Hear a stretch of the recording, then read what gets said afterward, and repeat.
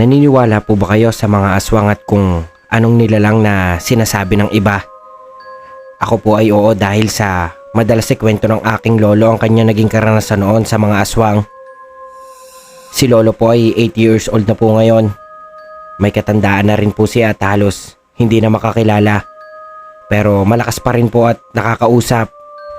Siya po nag-aalaga sa akin noon simula nang mamatay ang mga magulang ko. Kaya naman po ako na lang ang laging pinakakasama niya. Siyempre po hindi maiwasan kapag pinalaki ka ng lolo mo marami silang ikukwentong kababalagan o mga life experience nila. Isa po sa hindi ko makakalimutan ay yung kwento ni lolo tungkol sa kanyang agimat sa mga aswang. Bata pa lang po si Lolo Nino ay namatay na ang mga magulang niya dahil sa isang aksidente. Kaya naman po ay lumaki siyang mag-isa sa buhay. Bata pa lamang ay batak na si Lolo Nino sa pagtatrabaho, Sir Gimbal. Dahil nga sa maagang nawala ng magulang ay kinailangan niyang magbanat ng buto. Marami siyang pinasok na trabaho ngunit ang pagtitinda ng tawilis ang pinakanagustuhan ni Lolo Nino. Sumasama po kasi siya minsan sa mga nanguhuli nito. Kaya naman po hindi maiwasan na mag-enjoy na din siya sa pangingisda at ang pagpunta sa Taal Lake. Isang araw doon, Sir Gimbal, ay napunta si Lolo Nino kasama ang mga kaibigan nito sa Taal Lake para kumuha ng tawilis. Noong mga oras na yun ay wala silang kasamang matanda kaya naman hindi nila maiwasan na maglaro at magtampisaw sa lawa. Naglaro sa may gilid si Lolo Nino hanggang sa kakakalkal niya ay may nahagip siyang isang singsing. Lumang singsing yun ng babae at may batong pula. Maganda raw yun at mukhang mamahalin kaya naman agad na ibinulsa iyon ni Lolo nang hindi sinasabi sa mga kasama niya. Balak raw niya ibenta yun at pagkaperahan. Noong hapon na rin iyon ay sinigurado niyang ipakita iyon sa mga naglalako ng alahas para sana pagkaperahan. Pero ang masaklap dito ay bigo siyang mabenta ito dahil hindi naman daw ito mabebenta. Dahil wala naman daw iyong value. Halos pinagsakluban ng langit at lupa noon si Lolo Nino. Akala pa naman daw niya ay yayaman na siya sa nakita niyang alahas.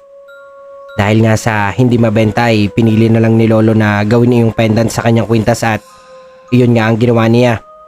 Kinabukasan rin ay bumalik siya sa pagtatrabaho. Naging normal naman ang mga sumunod na araw ni Lolo Lino, Sir Gimbal. Iyon nga lang ay napansin niyang tila may kakaiba nga sa singsing.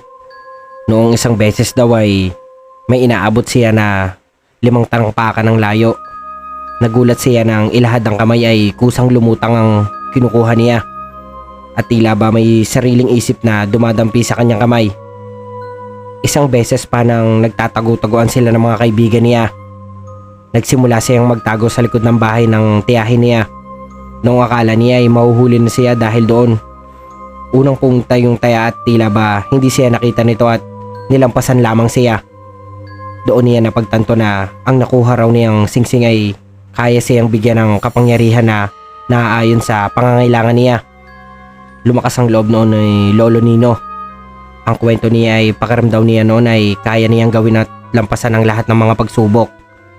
Kaya kahit noong pinalaya siya ng tiyahin na nagpapatuloy sa kanya dahil sa hindi na raw siya nito kayang buhayin ay hindi siya masyadong kinabahan. Naghahanap noon ng matitirahan si Lolo Nino. Tagatinda pa rin naman siya ng tawilis pero dahil nga medyo malalayo na siya sa Taal Lake ay hindi na siya makakasama sa panguhuli pa. May nag-alok sa kanya noon ng trabaho. Tagapagpantay ng bahay ng isang pamilyang nag-migrate sa US. Kaya lang ang sabi ay sa sitio daw na iyon ay puro aswang ang nakatira. At puro mga nakakatakot na nilalang. Pumayag si Lolo sa alok na trabaho. Bukod kasi sa hindi siya naniniwala sa mga aswang ay malakas daw ang loob niya dahil may kapangyarihan na dala ang singsing. Pakiramdam niya ay kayang-kaya niyang labanan ng mga aswang. Agad siyang lumipat sa bahay ng amo, pagkaraan lamang ng ilang araw. Masayang araw siya noon dahil sa isipin na hindi niya kailangan mangupahan o tumira sa kung saan dahil may titirahan na siya at hindi na siya magbabayad ng kahit ano. Ngunit ang masaya daw niyang aura noon ay biglang naglaho noong makarating siya sa baryo. Wala pa man siyang ginagawa ay nakaramdam na siya ng mga kakaibang presensya.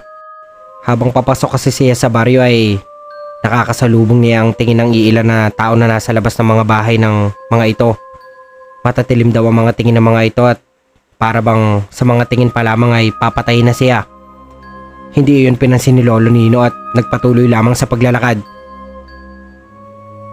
Nakarating naman ng matiwasay si Lolo Nino sa bahay ng amo niya. 2 palapag daw iyon at semento ang buong bahay. Una niyang inayos ay yung kwarto niya sa first floor bago siya nagsimulang gawing komportable ang lugar.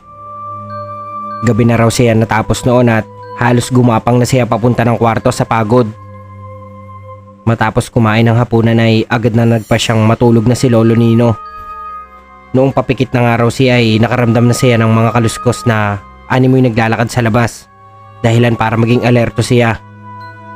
Nakaamoy din siya ng mga nabubulok na basura na may halong dugo. Kahit inaantok ay napabangon siya sa baho. Kamot ulo siyang naglakad papunta sa kusina, pag-aakalang doon galing ang amoy. Ngunit bawat takbang raw niya papalabas ay nakakarinig siya ng isa ring hakbang. Pinapakaramdaman niya iyon at nang mapagtanto kung saan iyon ang gagaling ay napalunok na lamang siya sa may second floor. Kung sino man ang gumagambala sa gabi niya ay nasa second floor iyon. Kumuha ng kutsilyo si Lolo Nino bago dahan-dahang umakyat ng second floor. Nang makarating sa second floor ay agad niyang nakita ang nakabukas na napakalaking bintana na sa pag-aakala niya ay sinara niya kagabi. Lumapit siya rito para sana isira iyon, ngunit nang akmang isasara na ay may dumakma sa kanya mula sa kwelyo niya sa likod. Binitbit siya nito habang lumilipad ang napakalaking ibon. Opo, sobrang laki po ng ibon na iyon at nasa loob iyon ng bahay ng amo ni Lolo Nino. Lumipad pa ikot-ikot ang ibon sa buong second floor habang bitbit si Lolo Nino. Nagsisisigaw daw siya noon ng tulong, ngunit tila tahimik na ang buong baryo at para bang walang nakakarinig sa iyak at sigaw niya. Gamit ang kutsilyong hawak ay sinaksak ni Lolo Nino ang dulo ng pakpak ng ibon, dahilan para bitawan siya nito. Nalaglag sa sahig ang Lolo Nino at halos hindi na siya makatayo, habang ang ibon naman ay panay pa rin ang lipad habang may mga dugong tumutulo mula sa pakpak nito. Ilang minutong ganoon ang sitwasyon hanggang sa bigla na lang sumugod ang ibon mula sa kanya. Naging alerto naman ang Lolo Nino. Nung makalapit ang ibon para gapiin siya gamit ang pakpak nito ay mabilis niyang hinawakan ang nakatusok doon na kutsilyo. Kaya naman nung muli itong lumipad ay kasama na naman siya. Muling itinarak ni Lolo Nino ang kutsilyo sa pakpak ng ibon bago iyon kinaladkad hanggang sa matapyasan ng pakpak nito. Muling nalaglag sa sahig si Lolo Nino at nagpagulong-gulong siya sa sahig.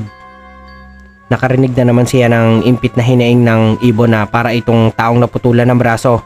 Umuungol ito na may halong galit at sakit habang paikot-ikot sa loob ng bahay hanggang sa bigla na lang itong lumipad papalabas ng bintana. Nanginginig na pinagmasdan iyon ni Lolo Nino at halos malaglag pa siya sa pagmamadali para lang makababa sa first floor. Hindi nga raw niya maalala kung paano siya nakatulog ng mga oras na yon, basta raw ay noong gumising siya ay maliwanag na. Agad daw siya naglinis ng mga dugo sa second floor pagkagising. Sinigurado din daw niya na nakasara na ang mga bintana sa second floor dahil hindi na naman siya mag-i-stay doon. Matapos maligo ay nagpa siyang lumabas para mamili sa talipapa. Mga iilan lang ang binili niya at mostly daw ay pagkain niyon. Masaya pa siya noong habang pauwi dahil di hamak na mas mura ang bilihin sa baryo na iyon kaysa sa pinanggalingan niya. Nasa ganoon siyang sitwasyon nang may makasalubong siyang grupo ng mga kabataan. Matatalim ang mga tingin ng mga ito na animoy gusto siyang patayin. Pero ang pinaka napansin daw niya ay ang lalaking nasa hulihan. May kas kasi ang braso nito at para bang ilang beses na siyang pinatay sa isip. May problema ka ba sa amin?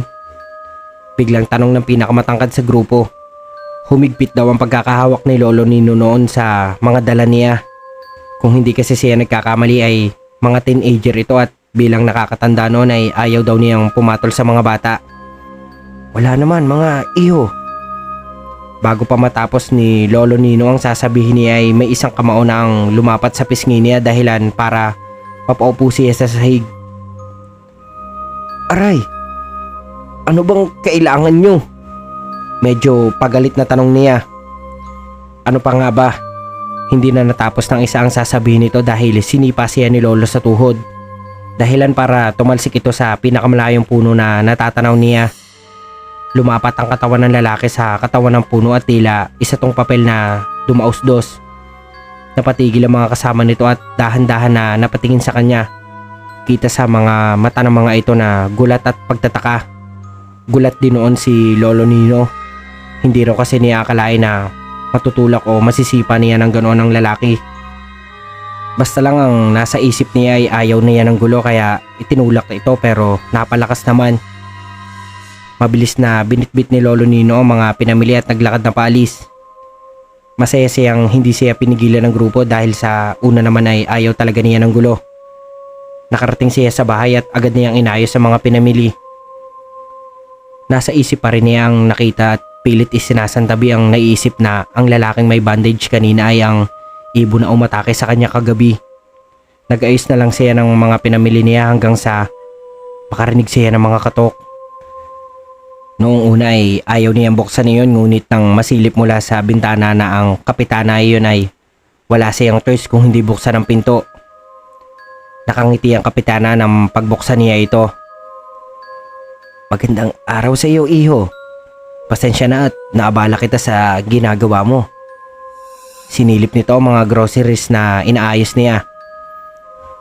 "Gusto ko lang sanang ibigay sa iyo ito." Inabot nito ang naka-tupperware na kung ano. Tinignan lang daw iyon ni Lolo Nino bago muling bumalik ang tingin sa kapitana. "Mahilig talaga akong magluto at ipamigay iyon sa kapitbahay. Bago ka rito, di ba?" Nakangiti pa rin na sabi ng kapitana. Mukha namang mabait ang kapitana kaya naman tinanggap noon ni Lolo Nino ang pagkain. Naisip niya na kailangan din niya makisama sa mga naroroon dahil nga iyon ang kapitana at mas mabuti na ang umiwas pa sa gulo. Dahil nga sa wala siyang makakain pa ay nagpasya na lang si Lolo na ang niluto ng kapitana ang gawin niyang tanghalian. Dahil may kanin naman siya noong umagahan ay nagpasya siyang pagtiyagaan iyon. Masarap naman daw ang luto ng kapitana. Malinamnam ito at malasa.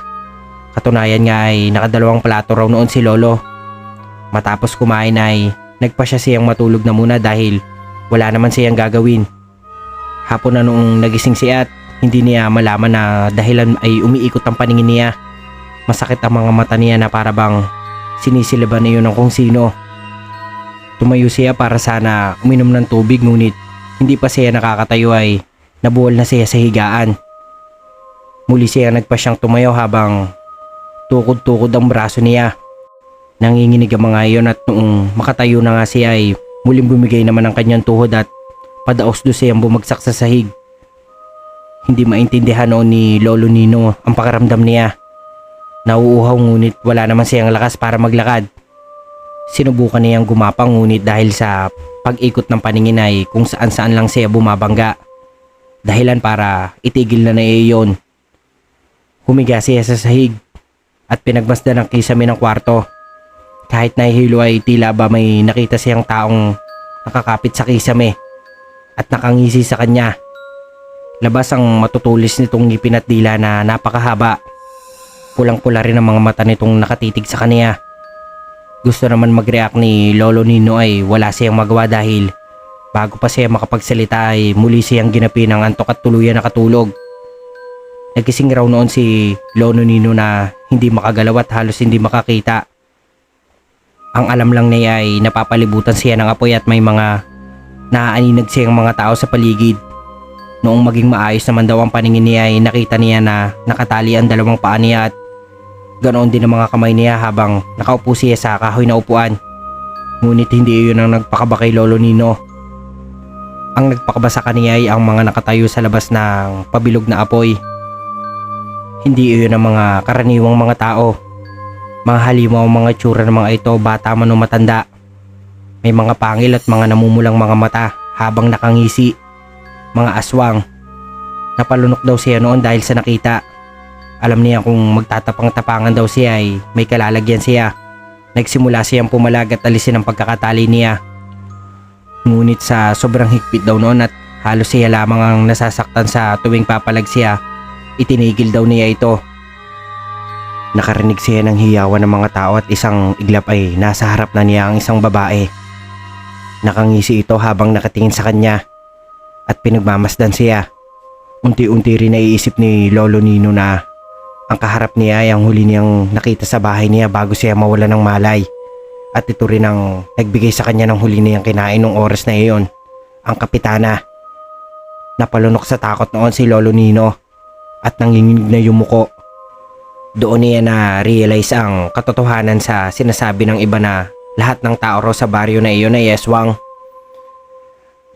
Pakiusap! Pakawalan niyo ako! Nakikiusap na halos umiyak ng ani ni Lolo Nino. Ngunit hindi siya pinakinggan ng mga kaharap. Patuloy lang ang mga ito sa pagngisi hanggang sa sinakal na siya ng kapitana. Napasinghap si Lolo Nino dahil doon. Mas lumawak naman ang ngisi ng kapitana. At kitang-kita niya ang matutulis nitong mga ngipin. Naghihiyawang muli ang mga tao habang nauubusan na si Lolo ng hangin. Sakto naman na medyo maluwag ang pagkakatali sa mga kamay ni Lolo Nino. At inilis niya iyon para maitulak ang kapitana. Hindi tumalsik ang kapitana ngunit umapoy ang katawan nito kung saan niya hinawakan dahilan para mapahayaw sa sakit ng babae. Agad naman niyang kinuha ang pagkakataon na iyon para alisin ang pagkakatali ng paa niya pero bago pa man niya magawa iyon ay may ibon na nagliliparan sa itaas niya at ang isa doon ay ang binitbit siya mula sa likuran. Nagsimula nang lumipad ang mga tao at halos mahimatay sa pagkahilo noon si Lolo Nino. Dahil nakatali pa ang mga paa niya at wala siyang magawa kung hindi ang magpadala lang sa mga ito. Hanggang sa bigla na lang siyang bitawan ng ibon at pinabayaan siyang mahulog sa lupa. Napahiyaw noon sa impact si Lolo Nino dahil nagkalusog-lasog din ang upuan niya. Ramdam din noon ni Lolo Nino ang pagkabali ng ilang buto niya. Nanginginig na pumikit si Lolo Nino noon at nagdasal daw siya na kung totoo ang kapangyarihan ng singsing na mayroon siya ay sana matulungan siya nito. Hindi ko rin po halos mapaniwalaan ang sumunod na sinabi ni Lolo. Para raw may kung anong enerhiya ang bumalot sa kanya ng gabing iyon. Tila daw ay ibang tao siya at pati siya ay hindi na makilala ang sarili niya. May lumapit daw sa kanyang isa at bigla na lang siyang inangat nito sa kwelyo pero bago pa siya nito mahawakan ulit ay isang sapak ang binigay ni Lolo rito. Tumalsik iyon ng ilang metro at halos hindi na makabangon. Muling sumugod ang ibon na kanina ay hawak siya pero malakas na sipa ang binigay ni Lolo dito dahilan para tumilapon din ito at magpagulong-gulong. Unti-unti yung nagbago ng anyo hanggang sa naging tao na sugatan. Tama nga si Lolo. Yung ibon na sumugod sa kanya noong unang gabi niya ay yung lalaki din na may bandage noong sumunod na araw ay iisa. Nagsimula na magkagulo. Yung mga ilan na aswang ay sabay-sabay na sumugod kay Lolo. Ngunit agad silang lahat ay sinipa at sinuntok ni Lolo. May isa na medyo malakas na nahawakan nito si Lolo at nagpambuno silang dalawa. Akmang susuntukin nito si Lolo kaya naman agad na hinawakan ni Lolo ang braso nito at mahigpit niya itong inikot. Nagpagulong-gulong silang dalawa at parehong nanginginig ang mga tuhod. Mahigpit ang hawak ni Lolo Nino sa lalaki habang ang lalaki naman ay paulit-ulit na umuungol. Tila ba ay may sinasabi ito sa kanya na hindi niya maintindihan. Hanggang sa bigla na lang may umawat sa kanila. Isa yun sa mga aswang at hinila ni ito ang kasama. Akmang hahabulin ni Lolo Nino pero nang makitang nagtatakbuhan ng mga ito ay nagtaka siya. Doon niya naisip na kaya nagtakbuhan ay papasikat na ang araw. Napaupo na lang daw noon si Lolo Nino habang iniisip kung ano nangyari. Nanginginig pa rin ang tuhod niya sa takot at kaba. Simula raw noong araw na iyon ay hindi na siya ginambala pa ng mga aswang kahit noong nananatili siya sa baryo. Ay hindi na siya pinakailaman ng mga ito. Kapag lalabas ay hindi na siya pinapansin ng mga ito, kung mapansin man ay madalas na siyang iwasan. Mukhang napag-alaman nila na hindi rin basta-basta ang Lolo Nino ko. Iyon po ang dahilan kung bakit nag-iisang tao lang si Lolo sa baryo ay hindi siya ginagalaw ng mga aswang. Dahil alam ng mga ito na hindi nila kaya ang lolo ko. Dahil sa nangyaring sagupaan ay napagtanto ng mga aswang na hindi sila uubra kay Lolo Nino. Sa ngayon po ay kami na lang ni Lolo ang magkasama. May katulong naman po na kasama si Lolo kapag nasa trabaho ako. Pero madalas ay ako na ang gusto niyang mag-alaga sa kanya. Sa ngayon po ay hindi ko na rin alam kung nasaan ang mahiwagang singsing ni Lolo. Kung totoo ba ang kwento niya sa akin. Kayo na po ang bahalang humusga sa kwento ng lolo ko, Sir Gimbal. Sa tingin niyo po ba ay totoo talaga ang mga aswang? At doon na po nagtatapos ang ating kwento. At kung bago pa lang po kayo sa aking channel ay mag-subscribe na kayo. At huwag nyo na rin kalimutan i-hit ang notification bell button para maging updated kayo sa mga susunod pa nating video.